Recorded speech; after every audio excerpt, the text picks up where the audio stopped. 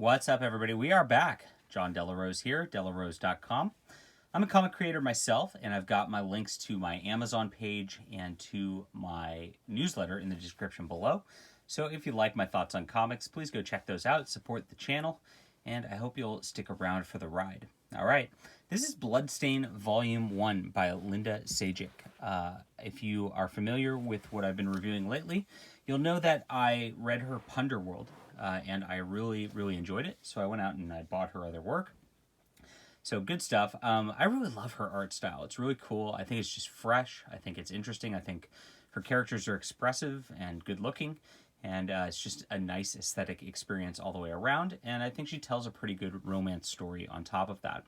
Now, both Bloodstain and Punderworld started as webtoons. So each of these are single panel things that you kind of scroll down on your phone, and they've been put together into these volumes as classic comic pages. So it's interesting to see how these work out.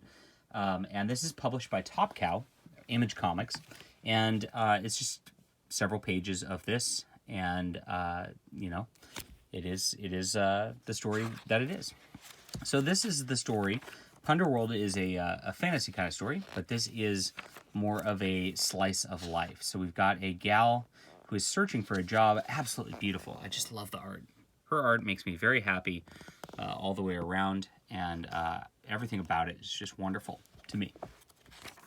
And this starts out, she's trying to get a job, basically, and she's just having a big problem with that in her general life. Very interesting. Like, there are obviously digital colors, digital, I think, line art as well. You see kind of this sort of camera-focused background filter that's applied to some of these backgrounds, which makes for interesting. It makes it feel like a reality TV show almost when you look at this. But I think she does a very good job with her figures. I think she does a very good job with her sort of ornaments around the figures also, as well as the backgrounds. They're very nice to look at through the entire deal. She has trouble getting a job. She starts talking with her sister, who she's living with, and her sister's like, hey, you need to help pay the bills. And there's a whole humor slice of life thing of her trying to get jobs and failing for a large portion of this. Starts out a little on the slow side. She's having trouble being a waitress here. And you just see like the expressiveness of the faces and just the way that she's having trouble with her, holding the waitress tray and all that. It adds to the sort of struggle and humor through this. I really liked this page where she actually shows her progression as a waitress and how she just became a little bit better at it. And you see at the end, it's kind of absurd. Fun stuff. I was very amused throughout this. The characters are very fun. She's got a boyfriend who's kind of listening to her, and she's kind of not that attentive of the boyfriend. And eventually, like, she's just like resigns herself. There's this job where she calls it first, and here it is. And very slow roll. This is extremely slow rolled. And I love that in romance. It works really well. Because then you can keep this going for a while. And he's kind of a creepy dude, and that's all she knows. And so she hangs up and says, no, I'm not going to take that job after all. But it turns out that she really does need the job, and so she meets his assistant, who's kind of a normal dude. He's very much a comedic foil to her. She actually takes off in the middle of the night. He sets up this weird situation where he's like, you better get on a plane next 3 hours, otherwise I'm not going to give you the job.